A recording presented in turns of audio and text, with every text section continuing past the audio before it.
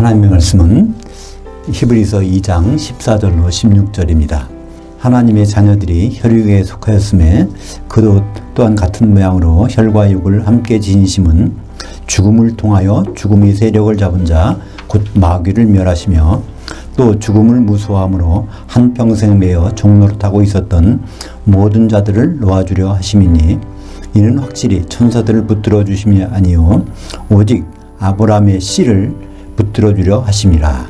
오늘 말씀 가지고 가짜 성탄절에 가린 성육신 이유 세 가지라는 제목으로 말씀을 나누겠습니다. 오늘은 한국교회가 성탄주일로 지킵니다. 근데 12월 25일이 예수님이 태어난 날이라는 것을 지금은 믿는 사람이 별로 없죠.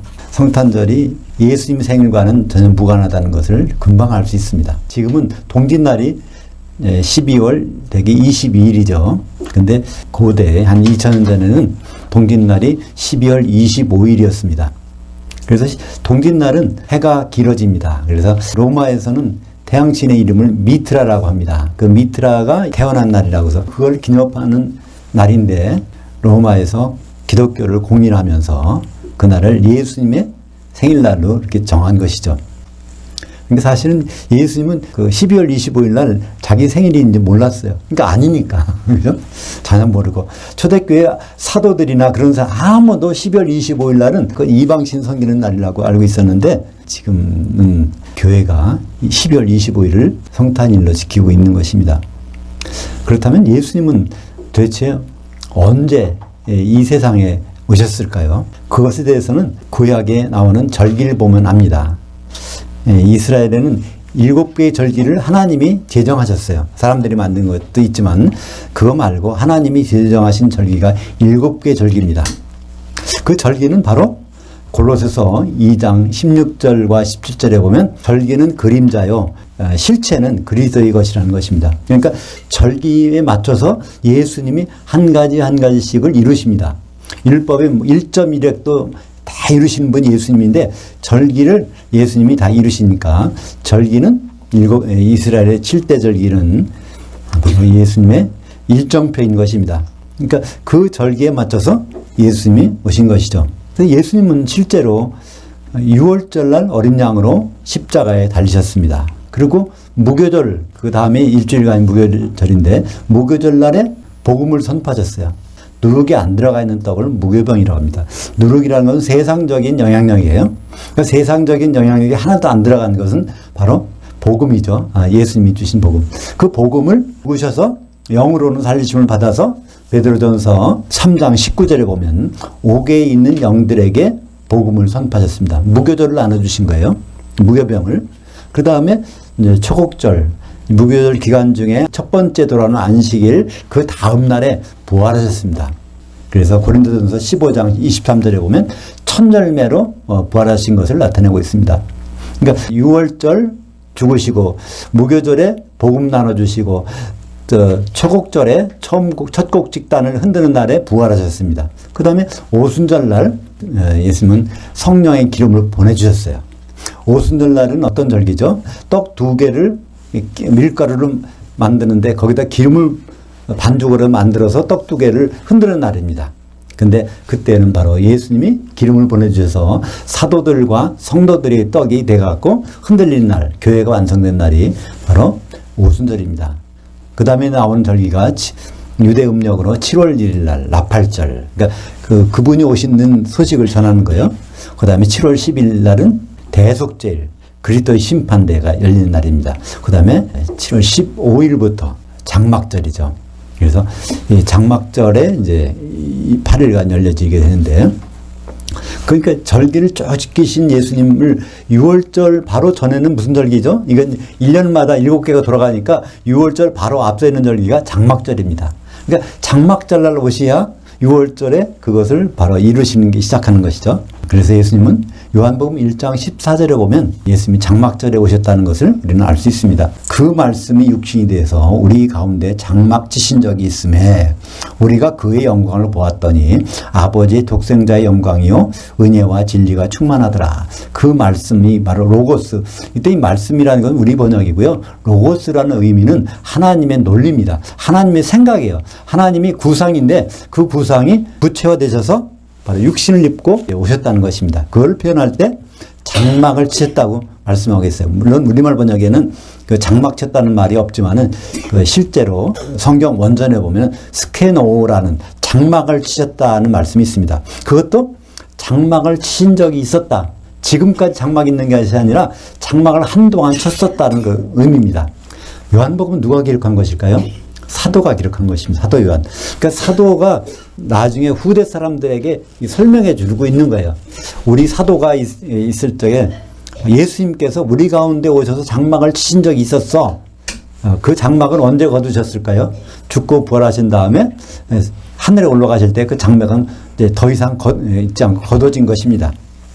그래서 요한복음 1장 14절에 보면 예수님이 장막 치셨다는 것. 그러니까 장막은 언제 치실까요? 장막 치신 절기는 장막절이니까. 장막절은 유대 음력으로 7월 15일입니다. 7월 15일은 우리 달력으로 하면요. 우리 음력으로 하면 추석입니다. 8월 15일이에요. 그래서 예수님 오신 그때는 바로 목동들이 양을 치는 그 시기잖아요. 겨울이, 한겨울이 아니라 이제 초가을인 것을 볼 수 있습니다. 그렇다면 예수님이 성육신이 되신 이유, 오늘 말씀에 보면 혈과육에 속하셨다. 그러면 혈과육, 피와 살이 있다면 그건 사람이 아닙니까? 하나님이신 분이 사람이 되신 이유가 무엇일까? 그것을 오늘 본문에서 설명하고 있는데 그것이 14절과 15절과 16절에 자세히 나와 있어요. 세 가지 이유가 있습니다. 예수님이 사람이 되신 이유, 피를 가지신 이유가 세 가지가 있는데 그 첫 번째 이유가 무엇일까요? 히브리서 2장 14절을 보면 하나님의 자녀들은 혈과 육에 속하였으며 그것 또한 같은 모양으로 혈과 육을 함께 지니심은 죽음을 통하여 죽음의 세력을 잡은 자 곧 마귀를 멸하시며. 그러니까 첫 번째 이유는요, 마귀를 멸하시기 위해서. 마귀가 어떤 권세가 있죠? 사망 권세, 죽이는 것. 우리의 육신을 공격해서 심지어는 죽이는. 창세기 3장 14절에 보면 마귀에게, 뱀에게 말씀하시기를 너는 종신토록 내가 활동할 수 있는 기간 동안에는 흙의 티끌을 먹을지니라. 근데 아담은 흙의 티끌로 빚어졌으니까, 아담 육체는. 그래서 인간의 모든 사람들의 살아있는 동안 육체를 공격하고 심지어는 죽이는 권세를 받은 것이 마귀의 권세입니다. 근데 그것은 어디까지죠? 죽일 수만 있어요. 마귀는 살릴 수는 없어. 근데 예수님은 죽음에서 부활하셨으니까 그 사망 권세를 이기신 것이죠. 그러니까 여기 보면 예수님이 마귀를 멸하시며, 그럼 마귀를 멸한다는 얘기는 그냥 마귀를 없앤다는 얘기가 아닙니다. 마귀의 권세를 멸한다는 거예요. 마귀가 하는 일을 중지시킨다는 것이죠.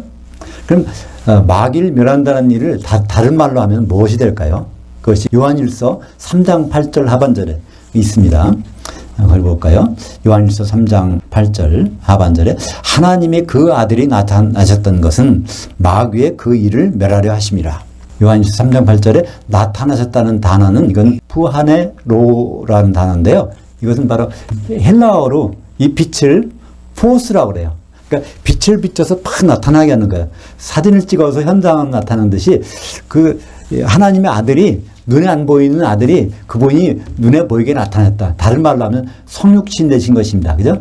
성탄절에 이렇게 나타나신 것은 마귀의 그 일을 멸하라 하심이라. 마귀는 일이 있는데 그 일이 과연 무엇일까요?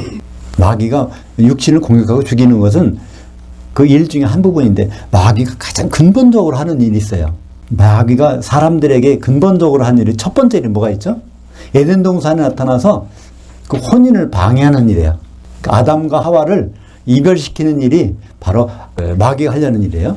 마귀는 아담을 미혹하지 않았어요. 아담은 넘어갈 것 같지 않거든요. 그러니까 누굴 미혹합니까? 하와가 넘어갈 것 같아. 그러니까 하와를 미혹했단 말이에요. 둘 중 하나를 미혹해서 선악과를 먹게 되면 거기서 하나는 죽고 하나는 살으니까 영영 결혼이 파혼이 되는 것이란 말입니다. 그죠? 근데 성경에서 아담과 하와는 누구의 모형이죠? 아담은 로마서 5장 14절에 보면 예수 그리스도의 모형입니다. 그죠? 그러면 하와는 누구죠? 하와는 그의 아내의 모형이니까 바로 교회의 모형이 되는 것이죠. 그러니까 마귀가 하려고 하는 일은 결국은 그리스도께서 그의 아내와 혼인을 못하게 하는 것. 그러니까 성도들이 한 아내가 되지 못하게 하는 일이 마귀 일입니다. 그러니까 성도들이 끊임없이 예수님이 생각을 못하게 하는 거예요. 세상에 팔려서 세상 사는 일에만 매달리다 보면 결혼한 혼인할 준비를 못하지 않습니까? 그것이 마귀의 궁극적인 목적이라는 것을 우리는 알 수 있습니다. 그래서 예수님이 성육신한 첫째 이유, 그것은 마귀를 멸하는 것인데, 구체적으로 보면 그건 마귀의 일을 멸하는 것이고, 마귀의 근본적인 일은 혼인을 방해하는 것, 예수님과의 혼인을 방해하는 것이 마귀의 업무입니다. 그러니까 결국은 마귀는 언제 무저갱에 들어갑니까? 어린 양이 혼인이 이룬 다음에는 마귀는 무저갱에 들어가는 거예요. 그죠? 그 마귀가 할 일은 이미 끝났어. 그러니까 그때서 비로소 없어지는 것을 알 수 있습니다. 마귀가 병을 갖다 주고 뭐 사업을 망하게 하고 뭐 그런 나쁜 짓을 하는 것은 사실인데, 그 나쁜 짓이 뭐 때문에 대상에 집착하게 만들어서 예수님과의 혼인을 못하게 하는 것. 그것이 마귀의 첫 번째 이유입니다. 고린도후서 11장 3절에 보면 그러나 나는 그 뱀이 그 관계로 하와를 미혹한 것 같이, 그러니까 마귀가 인간에 대해서 첫 번째 한 일이 나오잖아요. 하와를 미혹했다는 거예요. 그래서 결혼을 파괴시키려고, 그 남자가 부모를 떠나 그 아내와 합해서 한 몸이 되는 것을 파괴시키려고 하와를 미혹했다는 사실을 알 수 있습니다. 그러니까 마귀는 지금 어떻게 해요? 우리 교회 성도들을 미혹하는 것이 마귀의 본업인 것을 우리는 알 수 있습니다. 왜냐하면 고린도후서 11장 2절 하반절에 내가 너희를 정결한 한 천으로 한 남편인 그리스도께 드리려고 중매했음이로다. 우리도 알든 모르든 관계없어요. 우리는 이미 예수님께 중매가 되었다는 사실입니다. 여러 성도들이 하나가 돼서 한 남편인 예수님께 중매됐는데, 그것을 앞으로 방해하는 일도 마귀의 일인 것입니다. 그래서 마귀에게 미혹을 당하게 되면, 성도들이 마귀에게 미혹을 당하게 되면 궁극적으로 어떻게 되는지 요한계시록에 보면 그 마귀에게 미혹된 교회를 큰 음녀, 큰 성 바벨론이라고 하는데, 큰 성 바벨론이 결국 어떤 모습인지를 적나라하게 표현한 것이 요한계시록 18장 7절 하반절에 나와 있어요. 거기 볼까요? 나는 여왕으로 앉은 자요, 과부가 아니라 결단코 애통함을 당하지 아니하리라 하니. 그러니까 과부는 남편이 필요한 사람입니다. 근데 남편이 필요 없다는 것이 교회 성도들의 공통된 생각이라는 거예요. 그러니까 남편이 필요 없으니까 결혼할 준비도 안 해. 그러니까 결혼할 기름 준비도 안 하고 성령의 충만함도 구하지 안 하고 세상이 좋은 것들만 찾아서 그 신앙생활하는, 그것을 마지막 때의 교회의 모습이라고 성경은 가르쳐주고 있는 것이죠. 그렇다면 성탄하신, 성육신하신 두 번째 이유는 무엇일까요? 그것은 오늘 본문의 두 번째, 히브리서 2장 15절에 나와 있습니다. 또 죽기를 무서움으로 한평생 매어 종로로 타는 모든 자들을 놓아주려 하심이니. 그러니까 우리의 생각은 예수님 생각을 못하게 하는 그 일이 있단 말이에요. 뭐 때문에 못합니까? 죽기를 무서움으로 일평생 그 일에 매달리는 거예요. 내가 굶어 죽으면 안 되지. 그래서 돈을 벌어야지. 또 내가 병이 나면 안 되지. 건강해야지. 하여튼 모든 것은 이 세상의 삶에 집중되도록 그렇게 하는 것입니다. 왜 그럴까요? 죽음과 부활 후에 소망을 알지 못하게 하느라고. 그죠? 왜 죽기를 무서워하냐면은 죽음의 문을 열고 들어가기가 참 무섭잖아요. 그죠?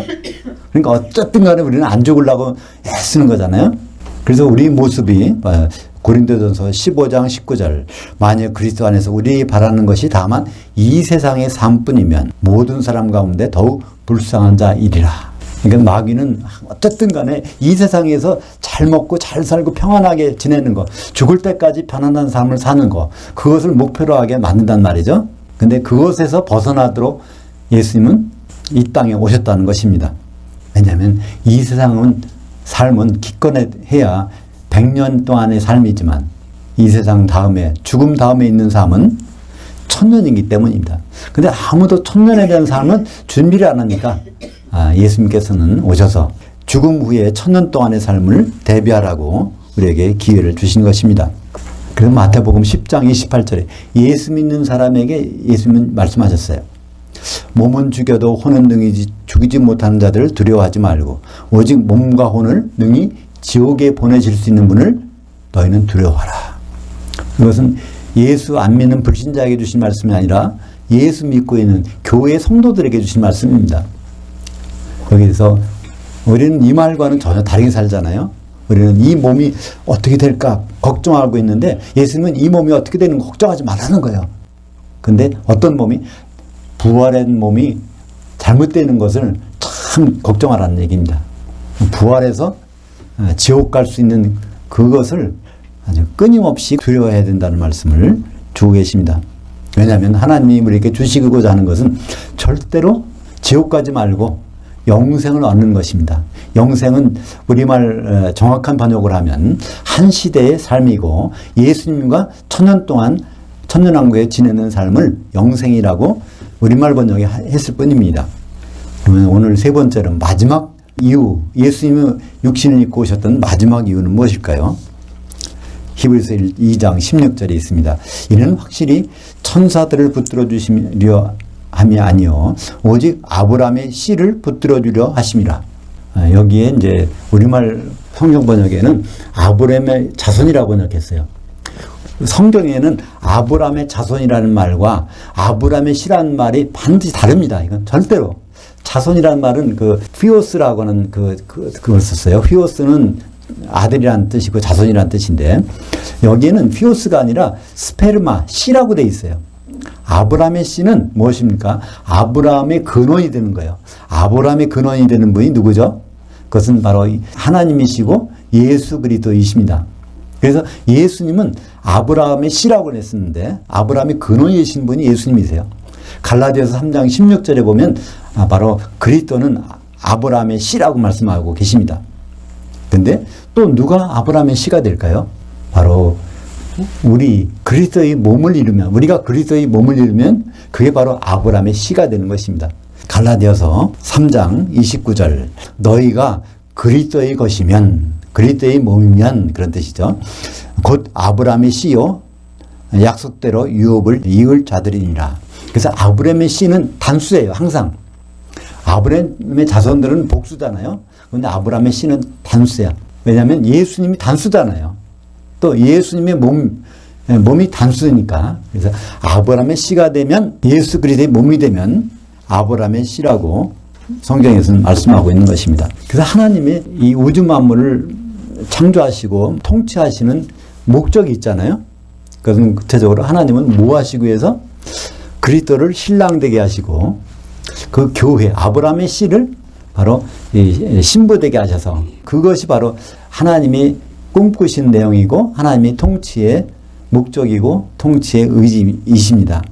에베소서 5장 31절과 32절에 보면 그것이 나와 있습니다.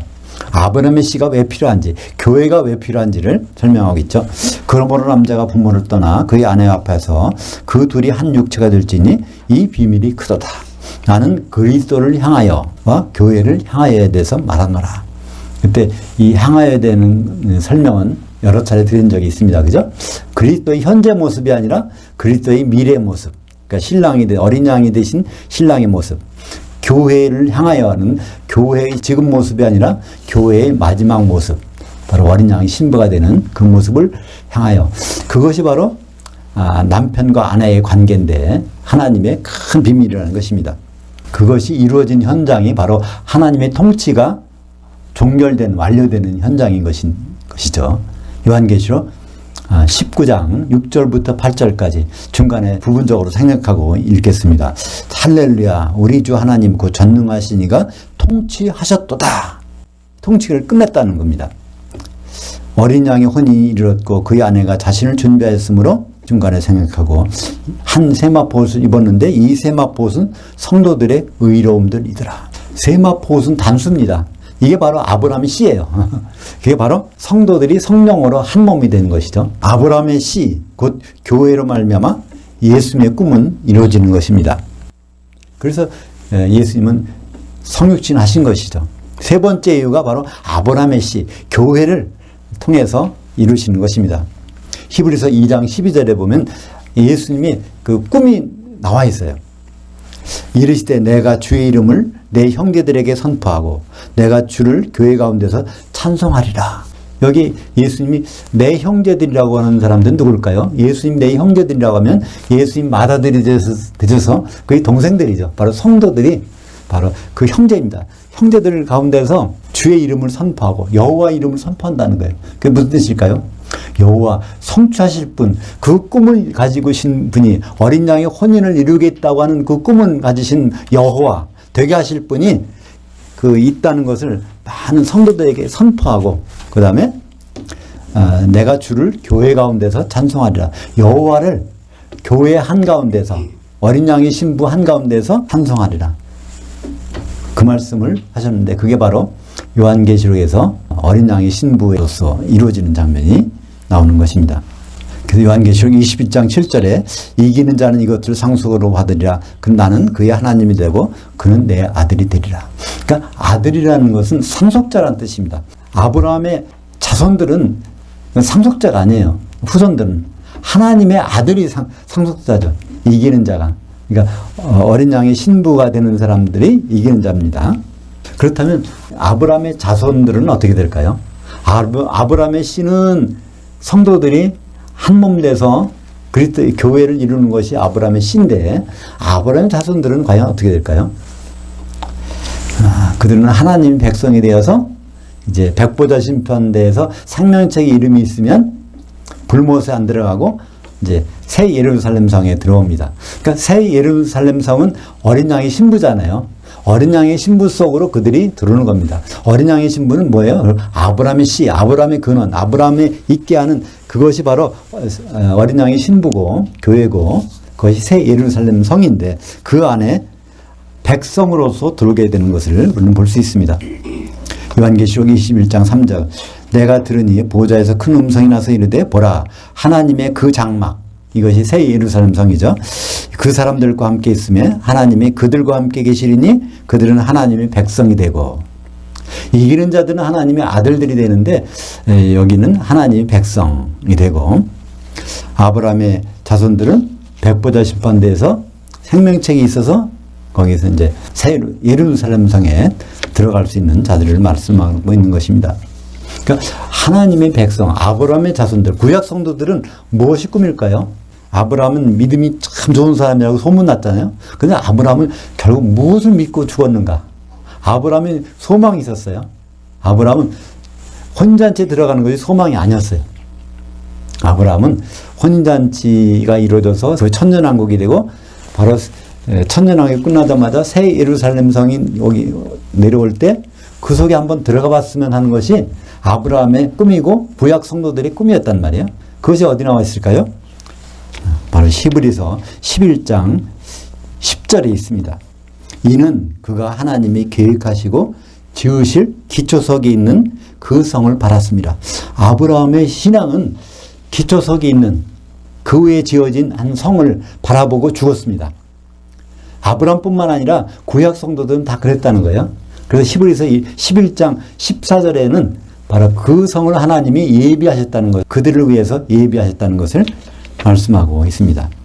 그러면 그 성이 만들어질 필요가 있을 거 아닙니까? 히브리서 11장 40절에 이것을 자세히 설명해 줍니다. 그 성을 만들고 있는 사람들과 그 성에 들어오고 있는 사람들을 구분해서 구약 성도들은 그 성에 들어가고 신약의 성도들은 이기는 자가 되면 어린 양의 신부가 돼서 아브라함의 씨가 돼서 그 성을 만들고 그것이 히브리서 11장 40절입니다. 이는 하나님이 우리 신약 성도들이죠. 우리를 위하여 더 좋은 것을 예비하였은즉 우리가 아니면 그들 구약 성도들 아브라함의 자손들로 온전함을 이루지 못하게 하려 하심이라. 집이 건축이 돼야 그 속에 들어가 살 거 아닙니까? 그러니까 아브라함의 자손들은 구약의 성도들은 그 집에 기초석이 있는 그 예루살렘 성에 들어갔으면 좋겠어. 근데 그것은 누가 아니면 우리가 아니면 그들로 온전하게 이룰 수 없다는 것이죠. 우리는 예수님이 기쁘다 구주오셨다. 그래서 성찬절날 아기 예수가 오신 것을 찬양하는데요. 그분이 왜 사람의 몸으로 오셨는지 그것을 생각해야 될 것입니다. 성탄은 바로 뭐가 반드시 있다는 것일까요? 성탄은 예수님의 재림이 있다는 신호입니다. 성탄이 없었다면, 2000년 전에 예수님이 안 오셨다면 그는 재림도 생각할 수 없어요. 근데 성탄이 있었다면 우리는 반드시 예수님이 재림하시는 것을 믿어 의심치 않습니다. 왜냐하면 예수님이 오셔서 피 흘려 죽으신 것은 누굴 위해서 죽으셨어요? 교회를 사기 위해서. 사도행전 20장 28절에 보면 하나님의 피로 교회를 사셨느니라. 교회가 뭐라고 오는 말씀이 나옵니까? 그게 아브라함의 씨거든요. 그죠? 아브라함의 씨를 마련하기 위해서 예수님은 오셨던 것이고, 그것이 교회입니다. 그 예수님의 재림은 교회가 신부로 준비될 때 반드시 재림하러 오십니다. 초림하신 분은 결혼을 준비하러 오셨고, 재림하신 분은 결혼하러 오시는 거니까 당연히 그렇게 되는 것이죠. 고린도후서 11장 2절에 예수님이 한 남편이시고 우리가 한 신부가 될 때 반드시 주님은 오시는 것입니다. 그 마귀가 하는 일, 마귀의 소임은 그래서 그 혼인을 막는 거예요. 혼인을 어쨌든지 혼인을 못하게. 혼인을 못하게 하는 방법은 아주 쉽습니다. 중매쟁이 말을 못 듣게 하면 혼인이 잘 안 이루어지잖아요. 중매쟁이 말이 바로 신약 성경입니다. 신약 성경을 잘 이해 못하게 하는 거예요. 대신에 세상에 좋은 것을 위해서 사는 것. 그것이 바로 마귀가 하는 일입니다. 그러니까 마귀가 하는 일을 한마디로 요약하면 성도들이 이 세상 삶에 집착하도록, 그러니까 내세를 생각하지 못하도록 한시라도 그렇게 하는 것이 마귀 일입니다. 그전에는 그거에 실감이 안 났어요. 근데 점점 마귀가 하는 일이 실감이 납니다. 왜 그럴까요? 요즘은 100세 시대, 장수한 시대가 돼서요. 마지막 삶을 한 3, 40년을 건강 때문에 또는 재정 때문에 여러 가지 어려운 일을 걱정하느라고 거기다 신경을 써야 돼. 그러니까 옛날에 한 60, 70년 살다가 죽는다면요. 그것은 이 현실에 대해서는 별로 생각 안 된단 말이에요. 그죠? 근데 지금은 그렇게 안 할 수가 없는 거예요. 어쨌든 이 세상 일에 생각하지 않으면 앞으로 3, 40년 그 이상을 살 수 있는 길이 안 보이니까 그 일을 만들어주는 것이 바로 마귀가 아닙니까? 어쨌든 우리는 마귀의 일을 멸하러 오신 주님, 그게 바로 성탄의 의미고요. 두 번째는 죽음을 두려워해서 일생에 매여 있는 사는 것. 그러니까 이 세상의 목적이 아니라 앞으로 1000년 동안 주님과 사는 것을, 그것이 목적이라는 것을 알기 위해서 예수님이 오셨고, 마지막으로 세 번째는 우리가 바로 아브라함의 씨라는 사실. 아브라함의 씨는 갈라디아서 3장 29절에 있는 대로 우리가 하나가 되면, 예수님으로 말미암아 한 몸이 되면 바로 아브라함의 씨라고 말씀하고 계신 것입니다. 2000년 전에 장막절에 오셨던 예수님, 그 절기대로 하면 언제 오실까요? 나팔이 불릴 때, 나팔절에 오셔서 기름을 준비한 성령이 충만한 성도들 위해 그분의 장막을 펼치셔서 그 장막이 바로 새 예루살렘 성이 되고 어린 양의 신부가 될 것입니다. 우리는 예수님이 오셨기 때문에 예수님은 반드시 오신다는, 예수님은 결혼 준비를 하러 오셨기 때문에 예수님 바로 결혼을 하러 오신다는 것을 알 수가 있는 것입니다. 그러니까 우리는 예수님을 믿고 있는, 어떻게 믿습니까? 신랑을 오시니까 우리 신부될 준비를 하는 것은, 기름 준비, 성령 충만은 너무나 당연한 일인 것입니다. 우리 모든 것들이 가짜 성탄절에 가려서 우리는 즐거워하고 기뻐하고 그러다가 끝나면 안 될 거 아닙니까? 우리는 가짜 성탄절을 걷어내고 예수님이 살과 피를 가지고 오셨던 그 세 가지 이유를 다시 한번 확인하는 성탄절이 됐으면 좋겠습니다. 기도하겠습니다. 하나님 아버지, 예수님을 보내주셔서 감사합니다. 또 예수님이 다시 오실 것을 알기 때문에 감사합니다. 예수님은 초림 때는 죽으러 오셨지만 두 번째는 신랑으로 오시는 것을 우리가 알았사오니, 우리가 한 신부가 되기 위해서 성령의 기름을 준비하는 성도들이 다 될 수 있도록 인도하여 주시옵소서. 예수님 이름으로 기도합나이다. 아멘.